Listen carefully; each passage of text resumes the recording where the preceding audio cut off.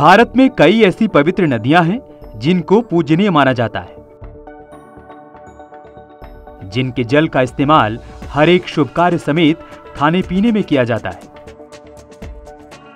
लेकिन हम आपको एक ऐसी नदी के बारे में बताने जा रहे हैं जिसके पानी का इस्तेमाल खाने पीने में तो दूर, उसके पानी को छूने तक से लोग डरते हैं। दरअसल हम बात कर रहे हैं उत्तर प्रदेश और बिहार राज्य में बहने वाली कर्मनाशा नदी की, जिसके पानी को छूने से भी डरते हैं लोग। जैसा कि इस नदी के नाम से ही स्पष्ट हो जाता है, कर्मनाशा दो शब्दों से मिलकर बना है। कर्म यानी कि काम और नाशा मतलब नाश होना। सिर्फ शब्दों की बात नहीं है, बल्कि इस नदी के बारे में कई कहानियां भी प्रचलित हैं। कहा जाता है कि पुराने समय में जो लोग इस नदी के किनारे रहा करते थे, वो इसके पानी से भोजन तक बनाने से परहेज करते थे और फल खाकर गुजारा किया करते थे।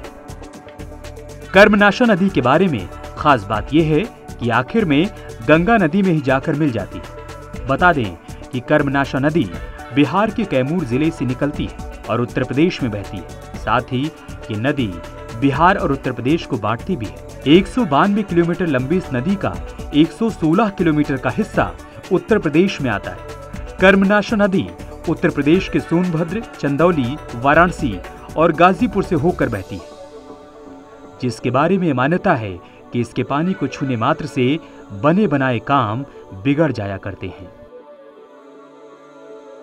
लेकिन यहाँ सबसे बड़ा सवाल यह है कि आखिर इस नदी का निर्माण हुआ कैसे और ये शापित क्यों है।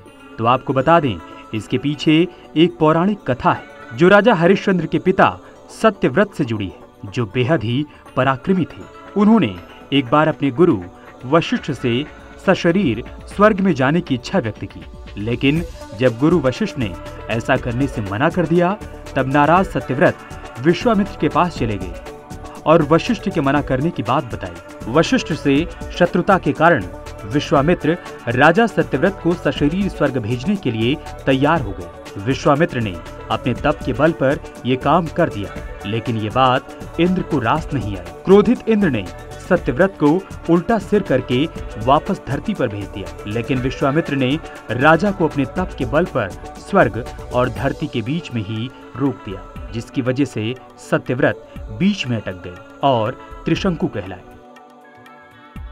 धरती और स्वर्ग के बीच उल्टा लटकने के दौरान उनके मुंह से तेजी से लार टपकने लगी और यही लार नदी के तौर पर धरती पर प्रकट हुई। ऋषि वशिष्ठ ने राजा को चांडाल होने का श्राप दे दिया। हालांकि राजा की लार से कर्मनाशा नदी बन रही थी, इसलिए उसे शापित नदी कहा गया।